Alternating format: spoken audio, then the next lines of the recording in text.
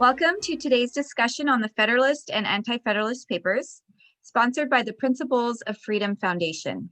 The purpose of this foundation is to provide a platform for discussing the ideas pertaining to freedom, just as was done in the town squares, churches, and taverns during the founding era of this nation.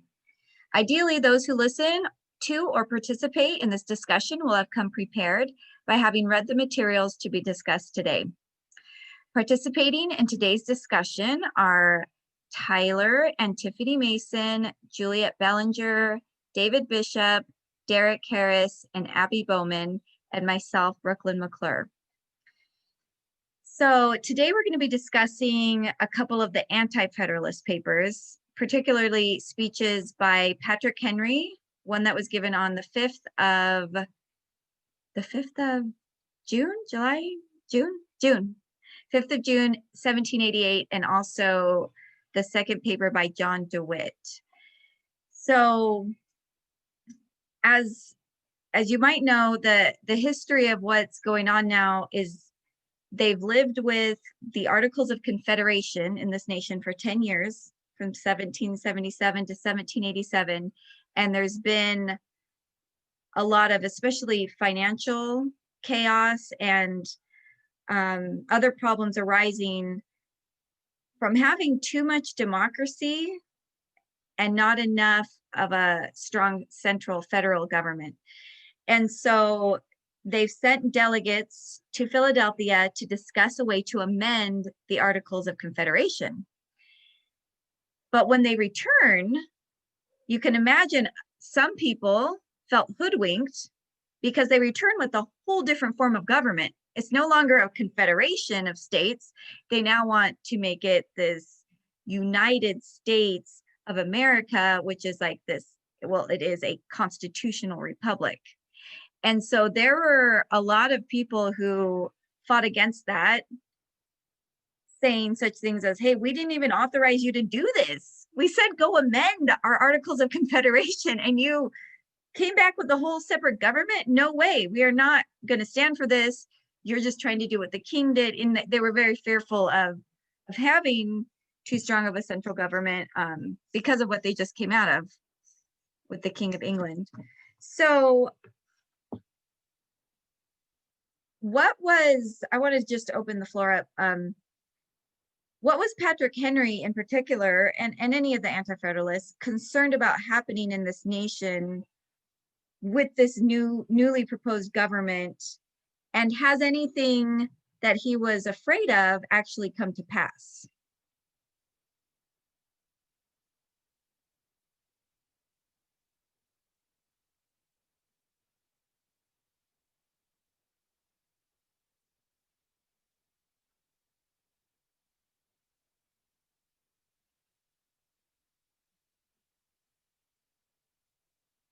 Okay, I can start out. So I found one of the biggest concerns that he had was not having a Bill of Rights. That's actually a common concern of all of the Anti-Federalists. They're afraid of their personal rights being taken and given too much power given into the hands of the central government. I thought his arguments were good and interesting. Did anyone else find it interesting that he was afraid that the Constitution would be too hard to amend? He's like, he wanted it to be an easily amendable document so that they could add in all of these personal rights. Has that been a problem, or what are your thoughts on that? To me, oh, go ahead. No, sorry. Please, Juliet, go. Well, it just seemed to me that one of his concerns with that was the ambiguity. He mentioned ambiguity multiple times of the Constitution, and quite frankly, I agree. I mean, to me, it's what has necessitated the need for the Supreme Court in something to interpret the laws, and so or a body to interpret the laws. So I think he was right in thinking, I don't actually know all of his background, but I think he was thinking very much like an attorney in this way. Like he was thinking how it would be picked apart or could be misconstrued and things like that. And so I mean, I think he had genuine concerns with that, and you know, it has become problematic, and I think we especially see it in our day, where the interpreting of laws is is one of the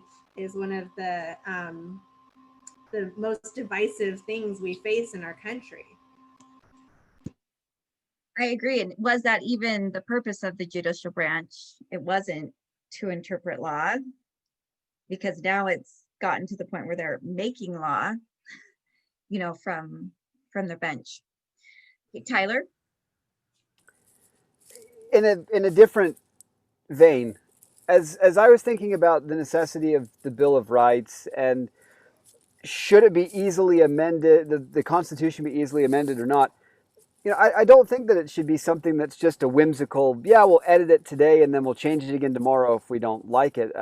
I'm trying to remember, I was looking, is it Germany's Constitution that's been amended like 50 some odd times?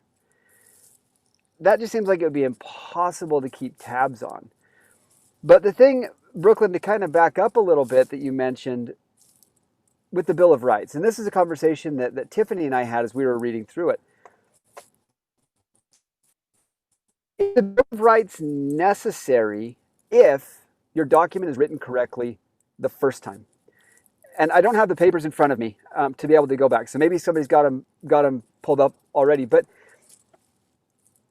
the initial argument seemed like it was less about the Constitution, less about a central form of government, less about any of these things, and more focused on, well, let's slow down and make sure that we've got this right the first time and not plan on having to change it later.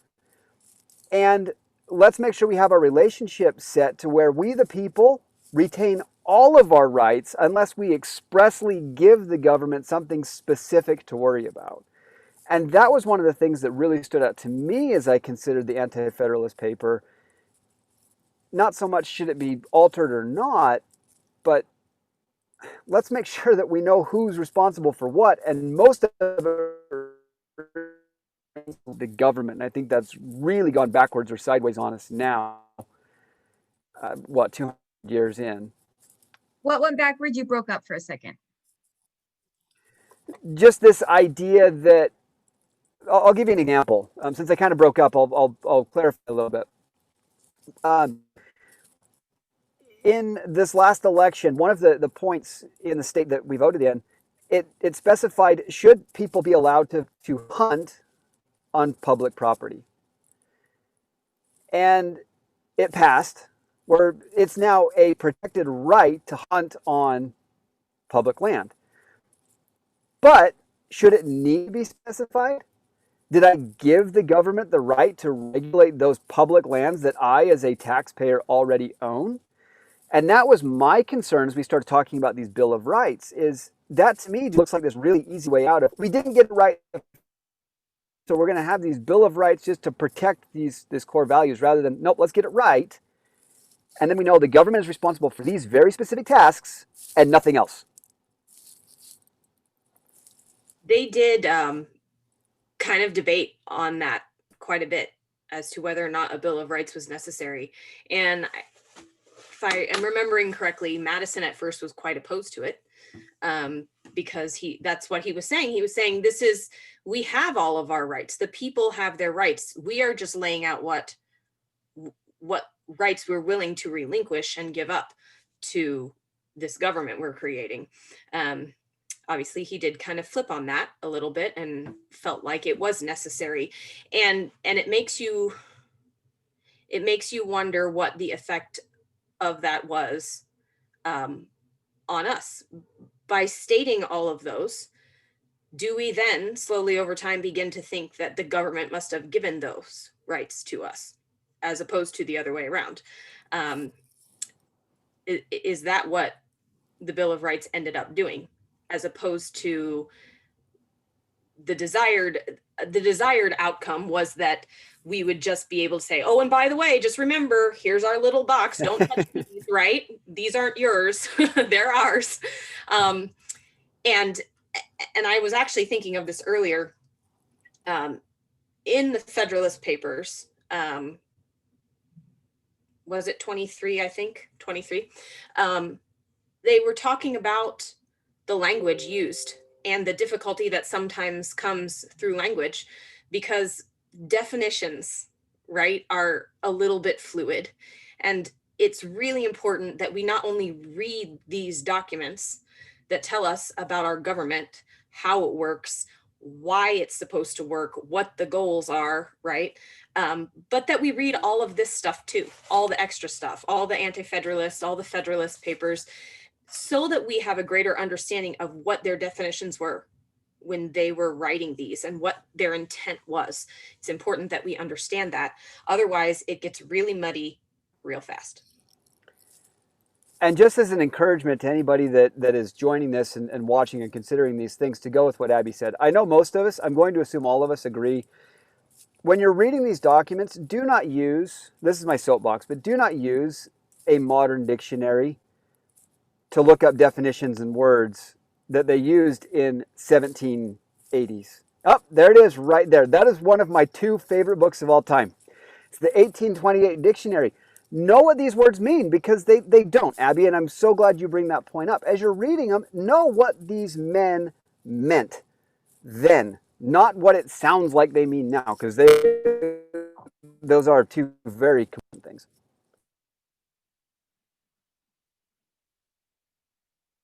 Yeah, I agree. I'm glad we brought up this, because this is like the Bible on for words, and the Bible's quoted a lot, and so is Shakespeare and other great founders.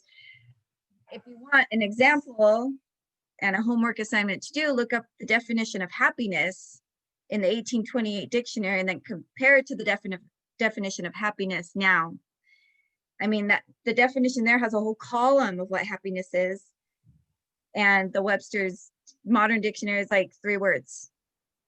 So yeah, the meaning of the words definitely in there, and I'm glad you brought that up, Abby, because a lot of people that I've been conversing with, on social media have no idea Federalist Papers even exist or what they are. And it's a blessing to have them, because you have a lot of people who today try to interpret the Constitution differently, sometimes maliciously and purposely, sometimes ignorantly. Sometimes the result's the same, whether it's malicious or ignorantly. And yet we have the sources right here in our hands of what they really meant. There's no getting around it. Like, we do know, we have their words here in these documents, but yeah, it's important. Again, what good is a book if you don't read it? We don't even need book burnings today, right? People just don't read it.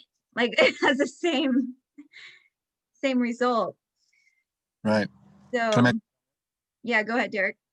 So on the education thing, it's so important, because when words fly over our head, then the conversation is over. You can't have a conversation if the meaning of having a conversation is gone because you don't know. You've got to look up every other word, and you listen to the words that are used just in the Declaration of Independence: consanguinity, magnanimity. Some people can't even pronounce those words. It's like, well, what does it mean? This is how they talked back then.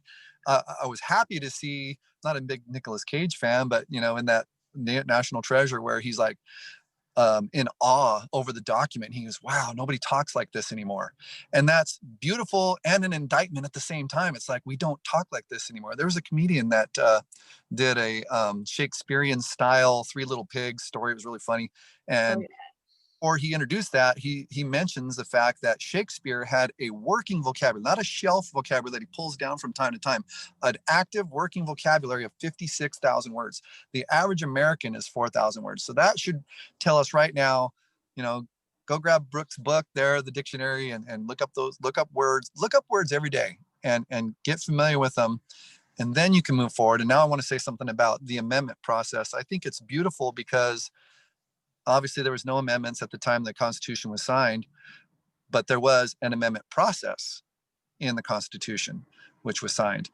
And then George Washington brought in the Bill of Rights, the first 10 amendments in his presidency, So from George Washington's presidency to the present time, we've only added 17 more.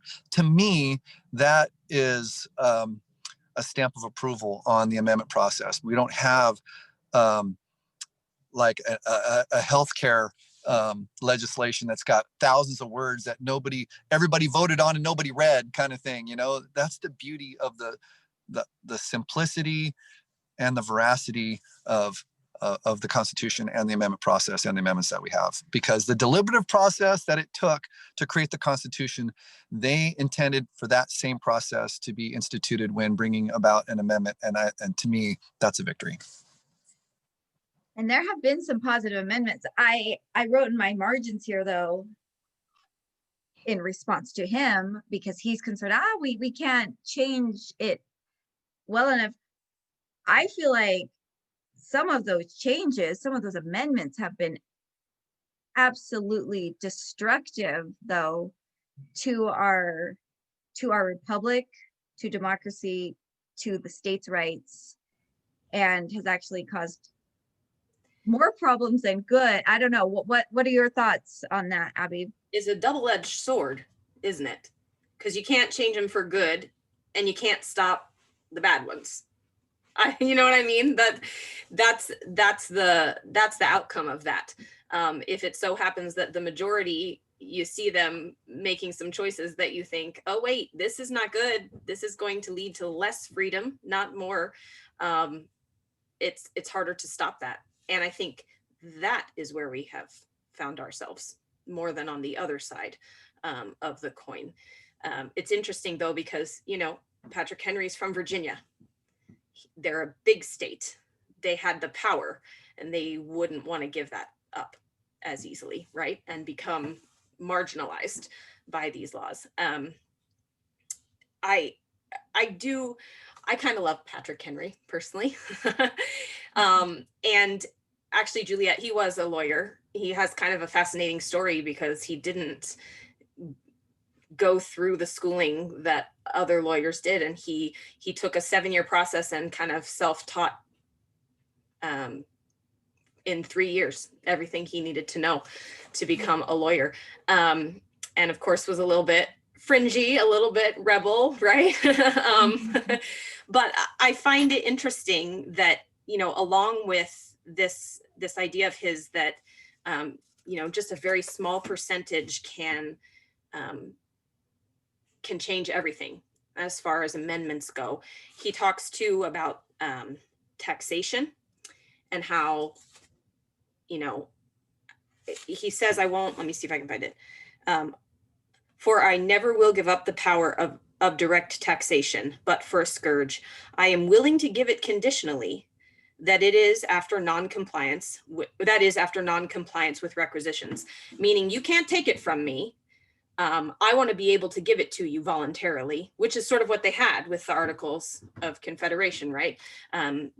They had to go to the states and say, please give us some money. And he's saying, I would rather be chastised for not paying, and then you can have everything. And by everything to him, which I think is interesting, is that he said, in this case, Virginia shall not, if Virginia doesn't make a punctual payment, the control of our custom houses and the whole regulation of trade shall be given to Congress. It's the state that is now beholden to the government, not individuals, which is what we have now. And that to me makes more sense. It's less of a invasion of our personal liberty. It's not someone coming to your door saying, give me your money, right? We're operating as a state. So it's interesting to me that he has this in here as far as being in relation to, I'm sorry, my words are not coming right now, in relation to just a very small percentage of people being able to sway what is done with those taxes, if they can tax. And we did lose some freedoms with that as well in 1917. And that was an amendment that was made that allowed the national government to directly tax the people, which they had never been able to do before. And now we have income tax. Who likes that? Any fans? No? Okay. So yeah. Yeah, that was one of the most abusive powers that the founding fathers absolutely were opposed to, was a direct tax. And so that's why the Federalist or the Anti-Federalists were like, absolutely not. You give a possibility. Now, with it being a possibility in the Constitution, it was meant to only be like in dire straits, times of war, you have to finance something. They really promoted in the Constitution indirect taxes, let's have taxes on imports, from different countries. Let's have them try to finance us. But a direct grab into your pocketbook, absolutely invasion of your privacy, but also of your life, liberty, and your pursuit of happiness. And so, yeah, the 16th Amendment really did a lot of damage. Also, the 17th Amendment with removing the state's power of electing those senators. So you see this, like, if we were right in the middle with the constitutional republic, you have anarchy and democracy on one end, and then you have tyranny on the other. We had this, they had Articles of Confederation over here more towards democracy. We brought it to the middle, but I feel like we've been sliding with a few of these amendments right back over to tyranny. And you look at so many things going on, we don't even need an amendment for certain things now. It's like, you look at federal education, that is not in our Constitution. The IRS, obviously, not in the Constitution. There's a lot of huge organizations that we operate under in this nation that are unconstitutional. Just on the paper, it's not in the Constitution. So they've been even bypassing constitutional processes, right? And taking power into their own hands. So it's a little bit of what these Anti-Federalists were afraid of, and it's come to pass. So let me ask, knowing that a lot of these things have come to pass, what these Anti-Federalists feared, would it have been better not to adopt it in the first place? Okay, well, I think we have, if I can go, we have an example in Prohibition, right? It was law for a decade before it was taken out the same way it was brought about. So to me, that gives me hope, because the amendment that you guys are bringing up is just, that's the hinge point from freedom to tyranny, is that under President Woodrow Wilson. And to me, I don't think this is a tangent. When we migrate to one camp or another, generally speaking, we divide up into two groups, opposition in all things. If you want to go down a big laundry list of all the major issues, there's usually one party is on one side of those and another party is on the other side of those. And so it kind of works out, because when you want to win over the idea that represents your country, you want a majority of people. And so any of these splinter factions, they're never going to hold weight. So why'd I bring this up? Because when Wilson ran, who did he run against? He ran against, it was supposed to be Taft, but good old Teddy came in under the Bull Moose Party and split the vote on that other side of the aisle, and that put Wilson into office. Did that ever happen again? You guys remember good old Ross Perot jumps into the scene and splits the vote. Not a huge HW fan, but he was better. There's a debate whether he was better. I thought that he was. I don't like him either, but split the vote. People that were on this side of the issues lost their voice because it got divided into two, and put the Clinton machine in power for the Clinton machine still has a lot of weight behind it. So that would have never happened without an overweening side by splitting the vote. And so I'm just trying to point that out, because in the climate that we're in right now, it seems like some people are like, oh, it looks like my side's the bad guy, so I'm leaving my side and going to this side. And we have people trying to say, look, you have people that are defecting because you're bad, and on both sides. I'm losing my train of thought. Somebody want to pick up where I'm at, grab that momentum? Well, I see what you're saying. I mean, we have a similar debate right here going on with the Federalists and Anti-Federalists. You have both claiming God on their side. So I've pondered that too while reading these. And you have morality being claimed on both sides. Federalists like, no, it's a moral thing to secure your liberty through the Constitution. The other saying it's immoral to take so much power to the federal government. And it's been sobering, really, to read these arguments and to realize we're in the same camp today. You have the right and the left and all these other parties calling the other one immoral, calling the other one godless. It's right there. I think in Patrick Henry's speech, I love this part that he gives on liberty, and pretty much saying, and this is a good question to ask ourselves in our nation today, and whether this was a motivation back then or not. Was their motivation liberty, or was it empire?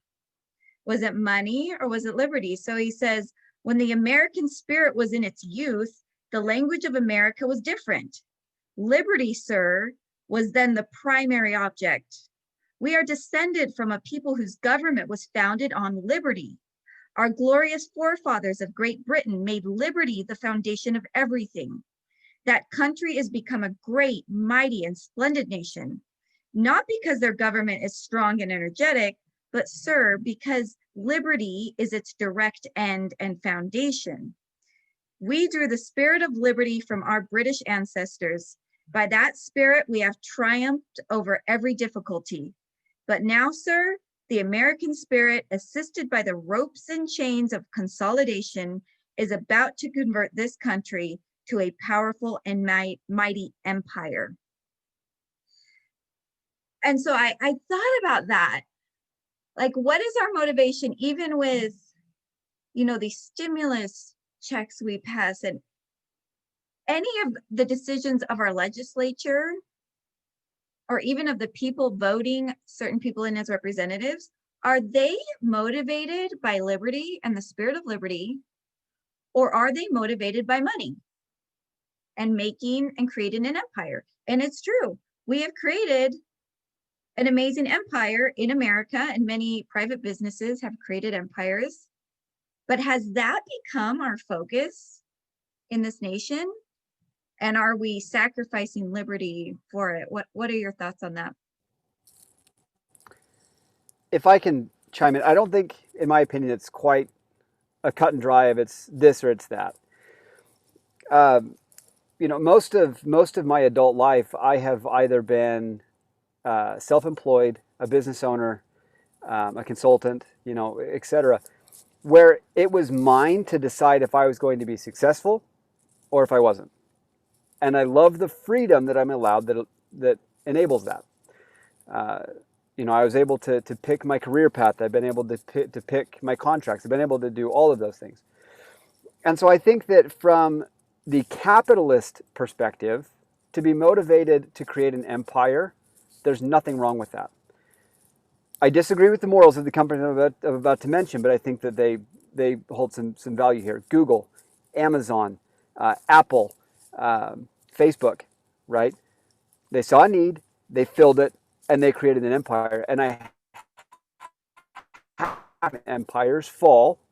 MySpace gave way to Facebook. Yahoo gave way to Google, right? That's just the way that it goes. And so I think that is important and valuable, that you have an economy that drives that. Now let's put that off to the side. You've got those that want what these major companies have, but they don't want to put in the sweat equity that it takes. And I think that we have a massive push for money. The stimulus is a perfect example of that. How many people wanted a $2,000 stimulus because it sounds fantastic to get $2,000 per person, free money, free, right? Nothing in life is free. But I digress, right?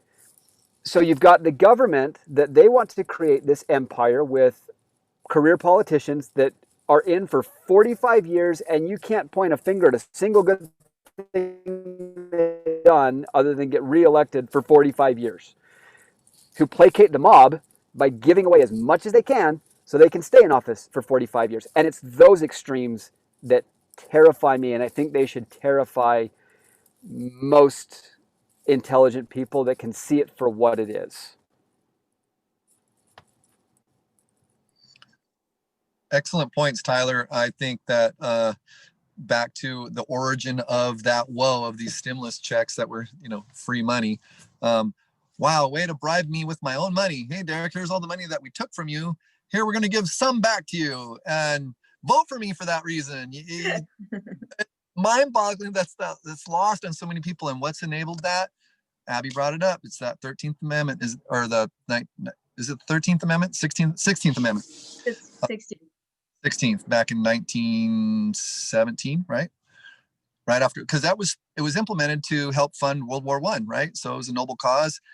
From what I understand, the Supreme Court deliberated and found it unconstitutional. But at that time, the Supreme Court didn't have the power that it's got today. We're talking about how that transition of power. In fact, I don't know if you guys know this, but the Supreme Court didn't even have a building until like 1930.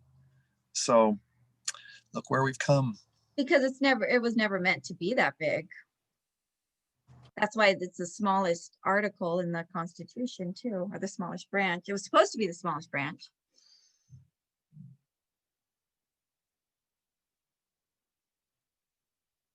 Okay, so I think this leads into the question.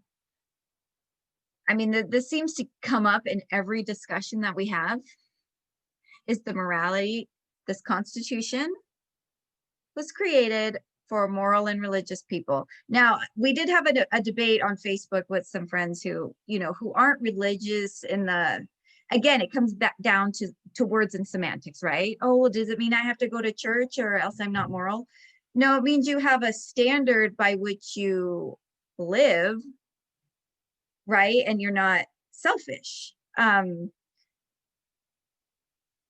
this is something that Patrick Henry addresses, where he's like, our House of Commons in England was bribed by money, and he's afraid that that's going to happen in our new Congress, in this Constitution. Has that happened? I think we've already talked about that here. So what do you do? I mean, what do you do when you have a Constitution that is created for a moral and religious people and is wholly inadequate to the government of any other, and yet you're living in a society where, by and large, a lot of the people and even those in government seats are not moral? What do we do? Well, you do this. You create a dialogue, and you embrace your friends, and you find out your friend's an atheist, and you love them even more. Not love them just because they're an atheist, but you love them because they're a human being, and because they're a part of the human race, and they're a part of you. And quite frankly, I've been treated better by some atheists than some Christians, not all, but there's that dynamic weaving through. And it goes all the way back to the lesson, all the way back to the Pilgrim Fathers, the Puritans that came across. The Puritans were the ones that broke away from the Anglican Church, the Church of England. They wanted to purify, thus the name Puritans. And then they moved away from England and ended up in the Netherlands. And then their kids were growing up speaking Dutch. They didn't like that. They still had a sense of nationalism, still wanted kids to speak English. And so they got a group and had a project to come to America. And even their leader, I can't remember his name, John Robinson, I can't think of his name. He died just before the journey, but he encouraged them to bring on some of the natives there in the Netherlands and bring them with them. They're not Puritans and they don't think the way you think. But what they do, they formed the Mayflower Compact. They found a way to find a moral common ground that everybody could agree on, that like Tyler said, any intelligent person can get together and deliberate and go, okay, let's see. Let's not cheat on each other's, wives and husbands, and let's protect our kids, and let's, but not fall prey to the, we're going to protect your children by forming a national school program. Right? Let's not go down that road, right, Brooke? But what do you think? I think too that, morality, we link it often to religion. It does not have to be. I think as the founding fathers spoke of it, speaking of virtue, and morality, we're talking about things like strength of character, like understanding right and wrong. And of course, we can talk about how people see that differently, right? But when it comes to your duty to do good and to do what is right and to not infringe on those basic rights, we have to live that ourselves, and we have to show that to the people around us that we live that way. Have these discussions, like you said, Derek, and we can meet across religious boundaries on these things. It isn't something that we have to feel confined by whatever religion we are or they are.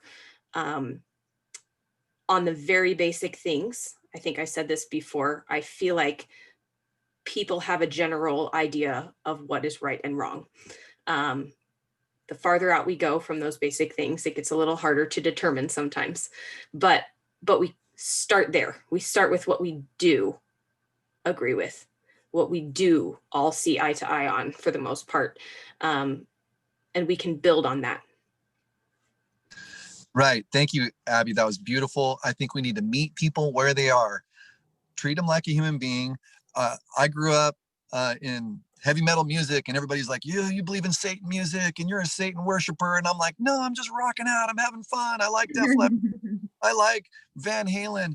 And I go and I listen to an interview before Eddie Van Halen died, where he talked about all of his innovations. Tab music was written because he couldn't read music. And so they created tablature. It's universal. Everybody knows what tablature is. Why? Because of Eddie Van Halen.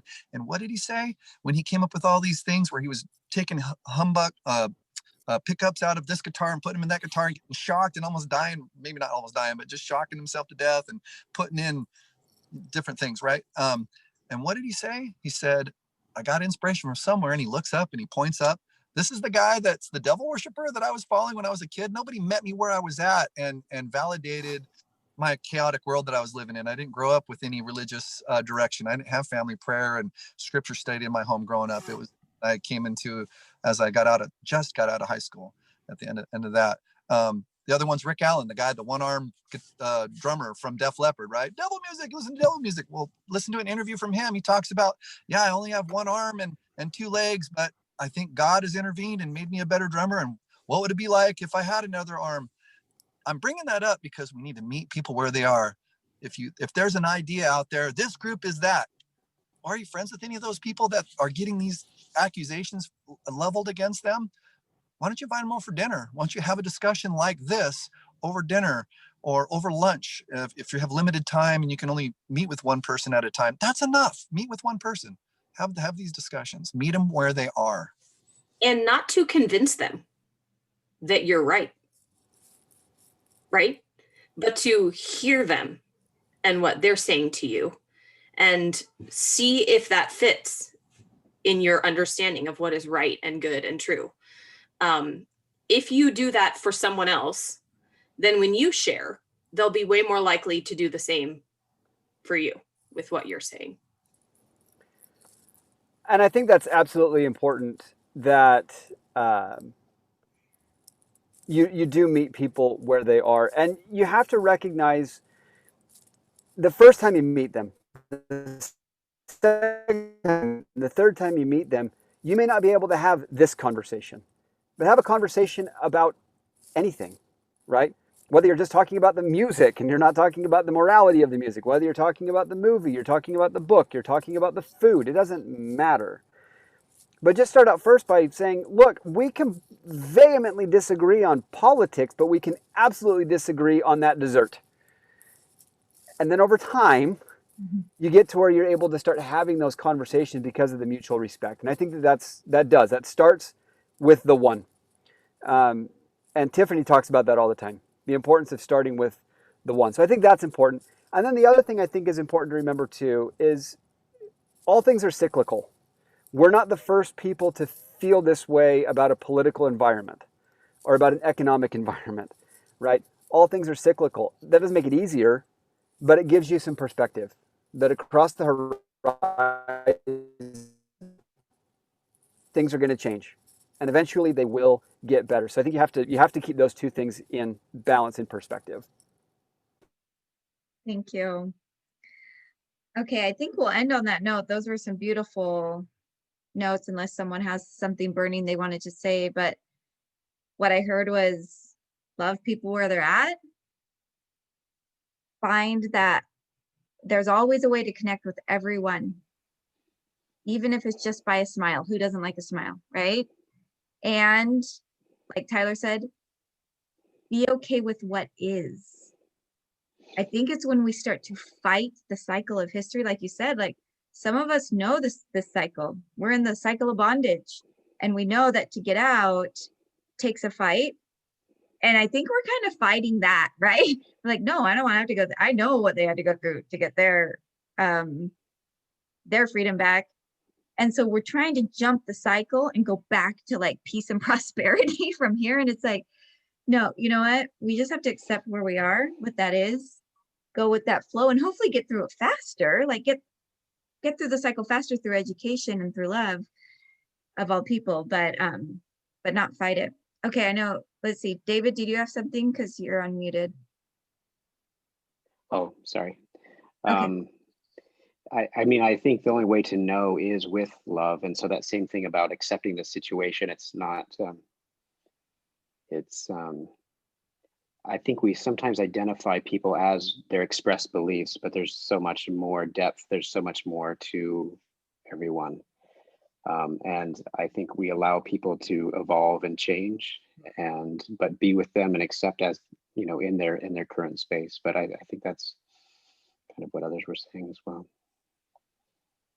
I love that. I've heard that a couple times tonight. Accept people and allow them to change.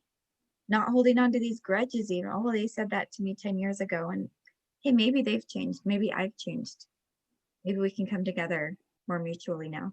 Tiffany? I was just going to add, and accept where we're at. I mean, in this group, I'm the beginner. And that's okay, because we all have to start somewhere. This is all so new to me that I don't know the good quotes. I don't know all the good, I don't know the history as well as I'd like.